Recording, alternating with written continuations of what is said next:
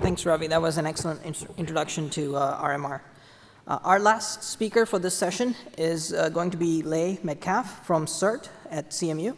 She'll be talking about both the Silk tool suite, which are an excellent way of looking at traffic data, as well as how potentially they can be adapted for looking at routing information.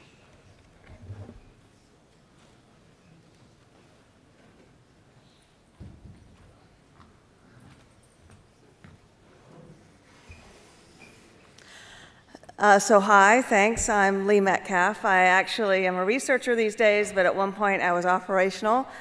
I actually do not miss being paged at 3 in the morning, and so I'm very happy to be a research person now. So by research, I mean I have as much data as I can get my hands on. CERT has a mirror for both RIPE routing data and RouteViews routing data. It's available at routeviews-mirror.cert.org. And I hope I have that right. So anyway, I have all this data. And so one day, my coworker said, how do I find things in it? And that's how this came about. First of all, I'd like to say I did not name this. Okay, that was not me. That was Rachel Karch, if Rachel's in the room. Hi, Rachel, in the back. Yeah, I didn't name this, nor did I come up with the acronym. That was another coworker. I just write the software. So then we have lots of legalese everyone can pretend they saw. So the statement of the problem was, well, Timur came into my office one day and said, I have these CIDR blocks. I want to know all routing announcements that could have affected them. And by the way, I need it soon. Can you do it fast? So if he wanted just matches, then that's a BGP dump piped into a grep and I'm done. But he wanted the subnets and the supernets that could have affected, I think he had a /24 at the time. And I said, okay, let's see if I can do this. Luckily, I work with a lot of very smart software engineers who have written this tool suite called Silk. And I combined Silk with RIPE's BGP dump, and I made BGPuma. So first, let's talk a little bit about Silk. Silk, as mentioned yesterday. Silk is really designed for security, but doesn't have to be just used for security. It is incredibly fast. It is designed with the Unix file system in mind. So when it stores files, it wants to use your directories. And it's available at the URL at Tools. It supports collecting, storage, analysis, and it works with IPFix. And there's also a Python plugin, PySilk. I promised I would mention it, so there you go. And it has lots of documentation. And did I mention it's really fast? I had this 39 gig PCAP file, and I just wanted to know how many flows were in that PCAP. So I started a TCP dump, because when I see PCAP, I think TCP dump, and let's see how long it takes. Hours and hours and hours later, I finally got a number. Well, the guys I worked with said, why didn't you do Silk? So I used Silk, and Silk has two tools. One of them's called, I'm not even going to try to do it, it's RWP to YAF to Silk, which takes the PCAP files, turns it into Silk files, and then I can use the Silk commands to actually run it. It did it in 3 minutes. So I was hours and hours, and that's even with using all the TCP dump commands that say don't look things up, just give me the raw stuff, versus 3 minutes. I went, okay, I'm sold, you guys are great. Beyond its basic abilities for storing network data, Silk has IP sets, and these are optimized actually for CIDR blocks, but being me, I had to test and see exactly how fast and how strong they are, because while I'm a researcher, if someone tells me IPv6 is everywhere, well then I go write a blog post, which I did about 2 years ago for CERT, that says, well yeah, it is trending upwards, but it's not everywhere. So I took a bunch of sets I created. One, I took every odd IP address in the internet, and yes, this is a very strange thing to be taking. And I took every even IP address, which I'm sure no one actually has ever used ever. If you have, please let me know. I'd like to know why. And I did that because I looked at how silk worked with sets, and I said, this is the absolute worst case scenario for silk. This is going to be pathetically slow. Not really. It's still pretty fast, and it works in seconds to compare all of those guys. But it's really designed for cider blocks. So that's what I use for BGPuma. And the silks are available by themselves. You don't have to install all of silk if you just want to use the sets. I actually have a CERT blog post out, which it's how to save MD5s as IPv6 sets, because they're both basically the same size. One's got colons, one doesn't. And you can save and store and search MD5s very fast with it. Now, on the other hand, how I use this is Silk has libsilk, which is a library that was designed for it. And it allows you access to all of the Silk functionality. So if you download Silk and you say, I don't like the way these tools work, but I kind of like the way it does some of the things, well, you can just write your own version. And my coworkers laughed at me when I put this slide in here, but I've worked with an awful lot of libraries that have an awful lot of horribly documented code. This code is amazingly documented. The lead programmer finds it offensive that everyone else doesn't do it the same way he does.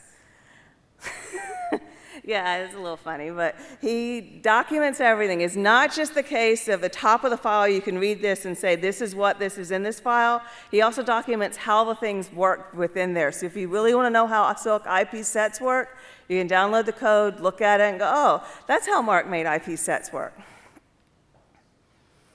So BGPdump is a library written by and supported by RIPE. It includes a library and a program for managing the BGP update files, MRTG, Zebra updates. And so BGPuma is basically the child of the two of them. I took libsilk, I took BGPump, I put a little C++ in the middle, and I got BGPuma. And if you want to ask me why I did C++, I'll tell you, I'm lazy. That's my former sysadmin years talking.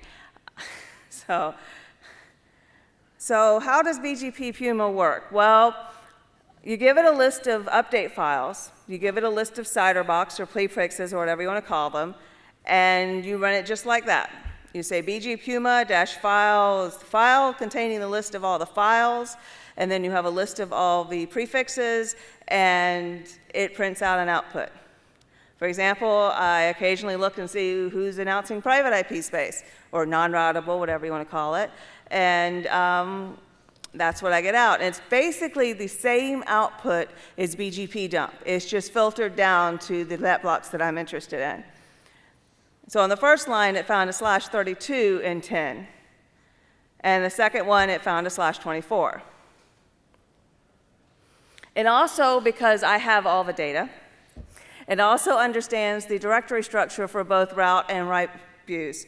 Excuse me, RIPE and route views. Because, like I said, I have all the data. So I'm lazy and didn't want to spend all my time making lists of files to go search through, so I made it understand the directory structure. So if you have some way of remote mounting these in whatever fashion, I personally use SSHFS because, well, I have SSH access. You can run BGPuma on days, and it will be happy to do so. It understands what each of those are supposed to look like. And so there's the output for an extended run. And the output is explained. It's actually in the documentation exactly what it looks like. The timestamp the route announcement was seen, an announcement or withdrawal, the source IP, the source ASN, the destination IP and the destination ASN, the CIDR block, and if an announcement, the actual path. So this comes up occasionally, well, more than occasionally. Leigh, they want to know why this happened. Go check the routing for me. And so I go and run and see that, okay, for this DOD that no one's supposed to be announcing, yeah, someone did. And they announced the /24 in it. But it's a typo because you can just look at it and go, oh, yeah, that's, one off from theirs. They're missing a 1. It will also look for autonomous systems, so that if you want to know any announcements that contain any of your autonomous systems, it will do those. And it will do both of them at the same time, as in you'll say this autonomous system and this prefix, or you can give the infamous OR flag, and it'll do OR. And there's some other options. Basically, if you don't want your output to go to standard out, it will dump it into a file. And there's help file. There's a help. I even gave help and verbose. Now, speed, this is the part which really makes BGPuma happy, is that I picked a day, random day, and said, give me the largest file that showed up on this random day, and it was a 40 meg file. And so BGP dump, on average, took 39 seconds to go through it. BGPuma, 53.4 seconds. Well, excuse me, 53.8 seconds, so about 14 seconds more. I did an entire day in 5 minutes. And I just picked a day at random. I didn't actually look at the size of the day or anything. I just said, okay, February 1st is a lovely day. I'll check that day. Currently, it dumps out everything. And part of the reason I'm bringing it here is because personally, I'm happy if it dumps out everything. That makes me happy because then I can, use other lovely Unix command tools, CERT, awk, whatever, and give me a nice little summary. But that's me, and I'm the researcher. What would make it useful for other people is something I would really like to know so that I can improve it so that other people can use it. I've been told a graphic would be nice. Yeah, tell me what it should look like. People who used to work with me, who some of them are actually in the room, will tell you that, yeah, I don't do GUIs. In fact, they'll probably laugh at you when they ask, if you ask them if I do GUIs. Yeah, I don't do GUIs. And it is available on GitHub. It is out, it is open source, you can download it there. And any questions about BGPuma?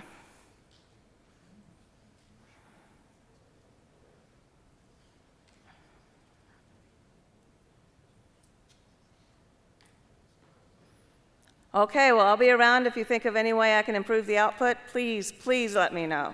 So like I said, I'm very happy with, shell commands to parse the output, but I know most people are not, me.